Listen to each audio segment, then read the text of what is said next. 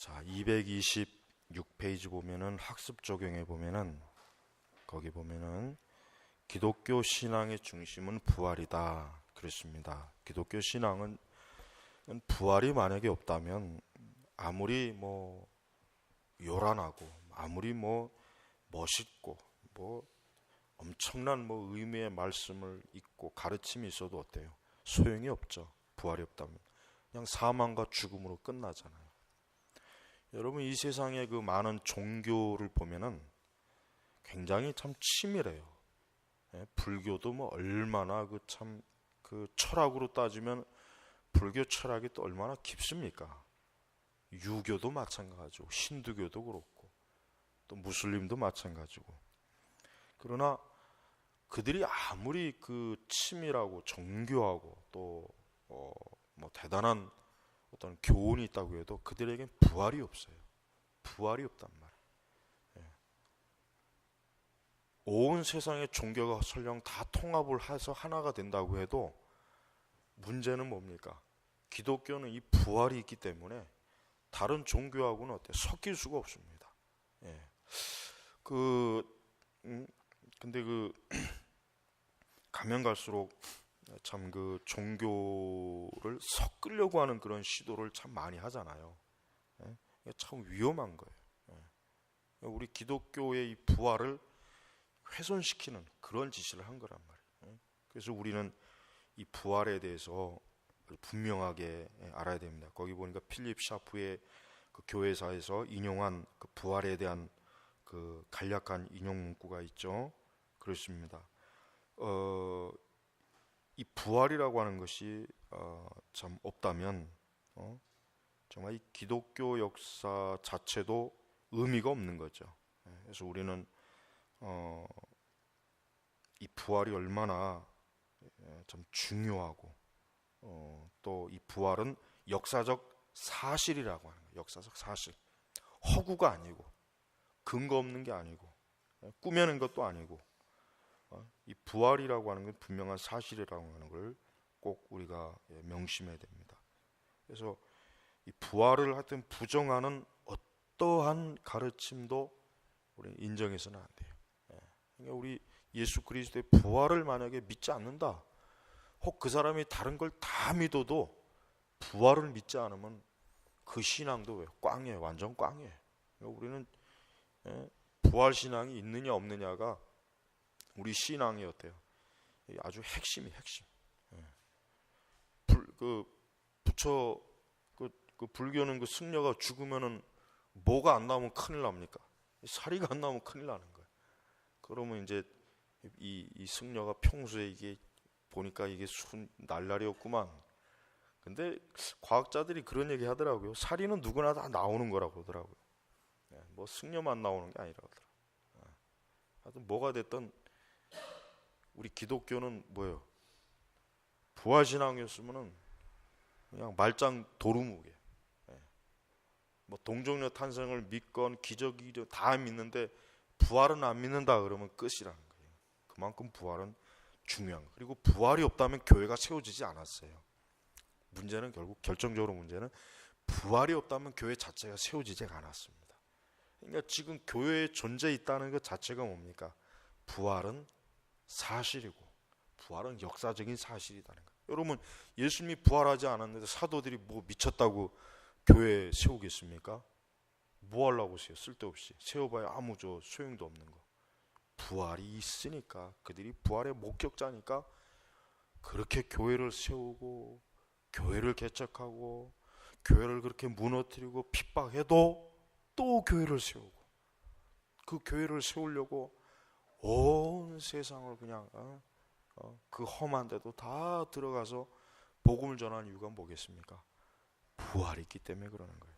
그러니까 우리는 이 부활의 역사성에 대해서도 전혀 의심할 게 없어요. 왜냐하면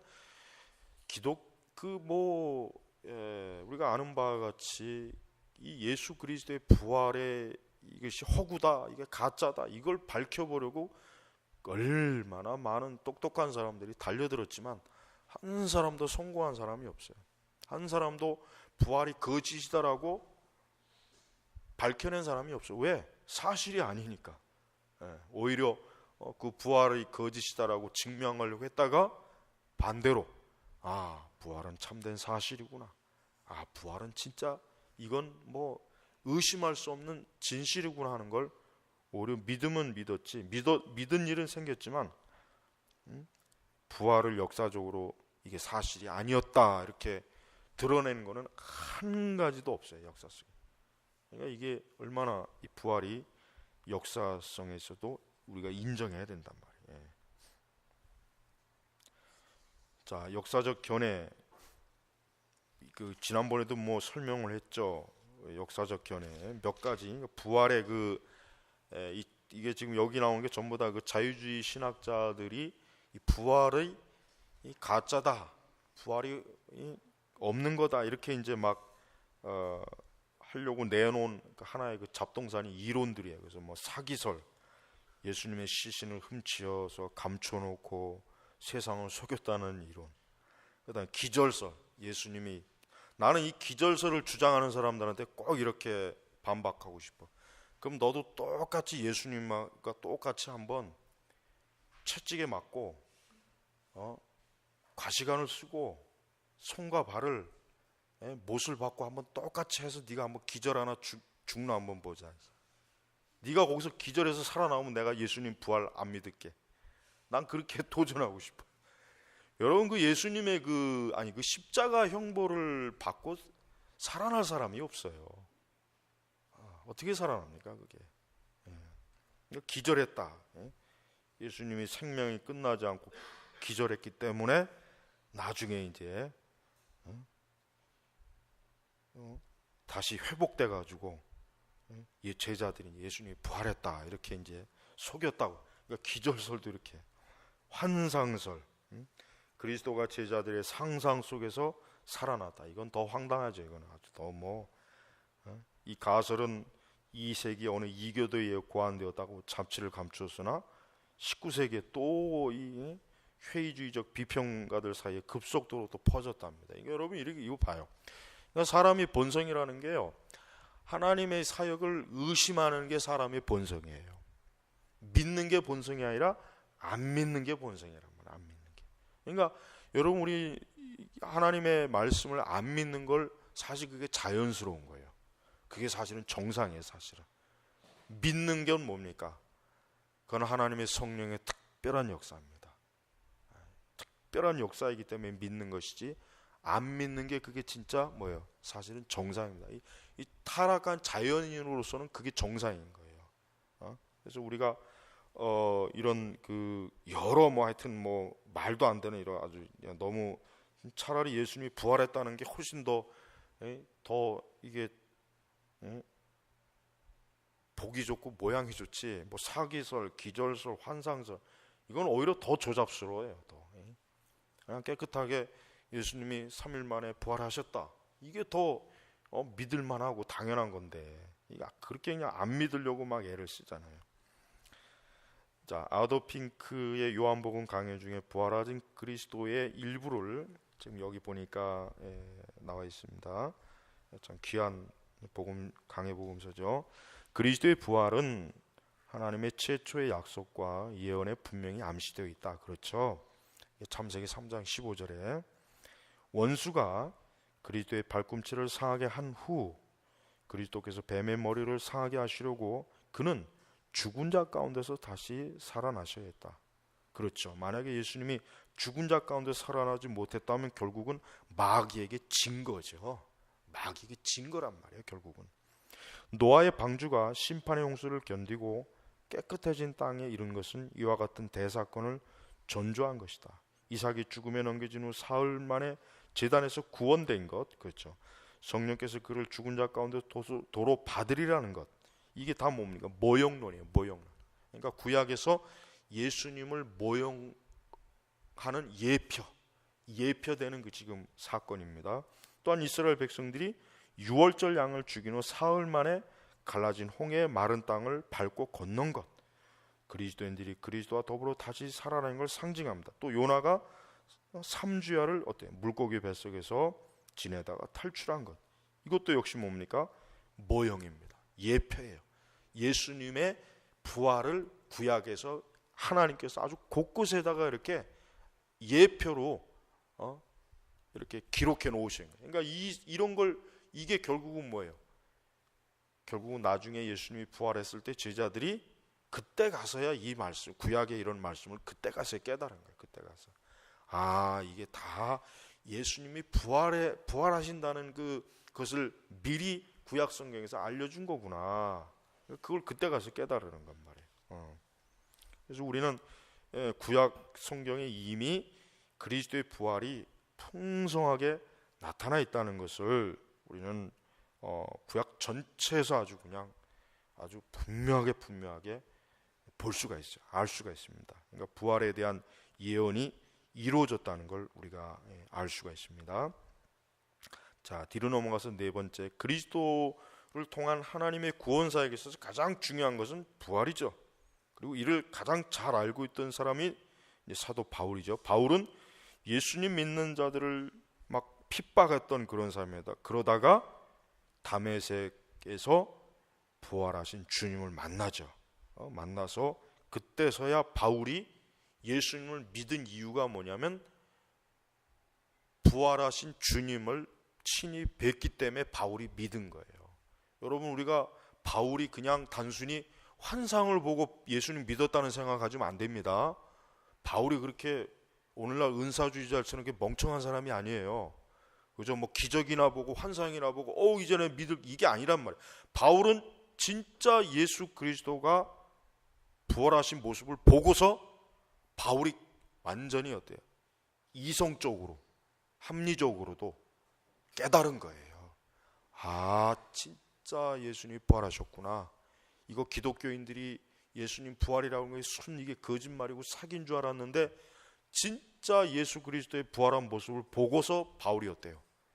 그래서 예수님을 믿은 거란 말이에요. 그냥 단순히 환상을 봤기 때문에 믿은 게 아니에요. 이상한 체험을 해서 믿은 게 아닙니다.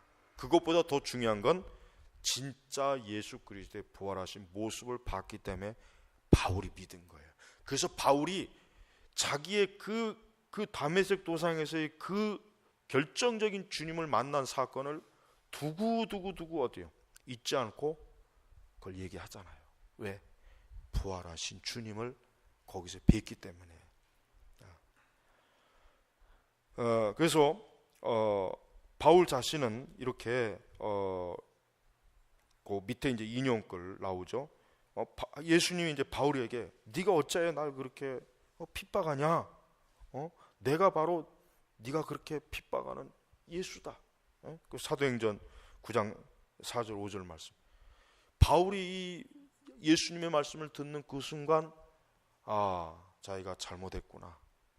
내가 정말 이 살아계신 이분을 진짜 핍박했구나.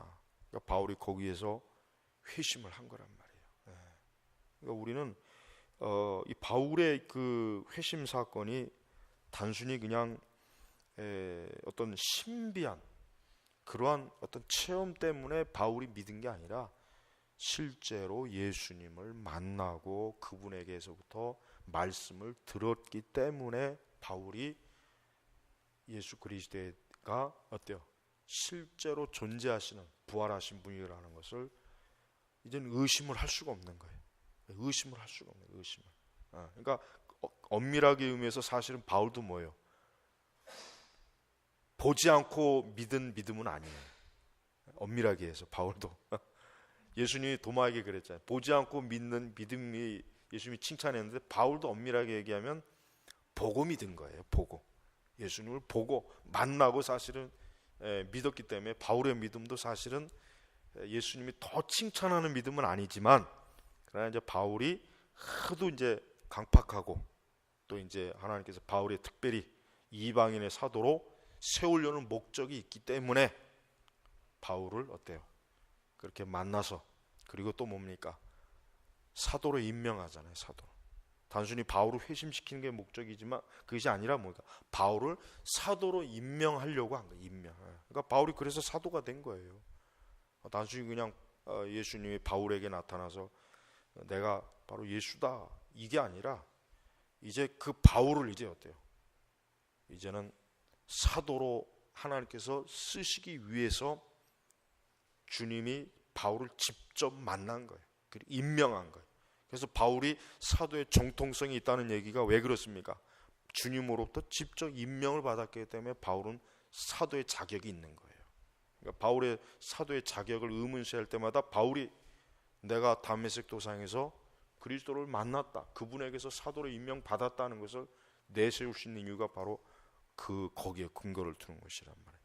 그러니까 우리는 이 예수님의 이 부활이 얼마나 이게 참 역사적인 사실이요, 이게 진실한 말씀이라는 걸 잘 우리가 알고, 우리 역시 이 부활 신앙을 분명하게 항상 우리의 신앙의 중심으로 가져야 됩니다.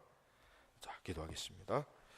하나님 아버지, 그리스도의 예수님의 그 부활의 그 놀라운 은혜가 참 우리 교회, 우리 기독교의 참 기둥이요, 핵심인데, 우리 이 부활 신앙을 항상 언제나 이 부활 신앙으로 저희가 늘 예수님을 믿고 의지하고 하나님을 참 섬기는 그런 온전한 바른 신앙이 될 수 있도록 인도하옵소서. 감사하며 우리 주 예수 그리스도의 이름으로 기도 올렸습니다. 아멘.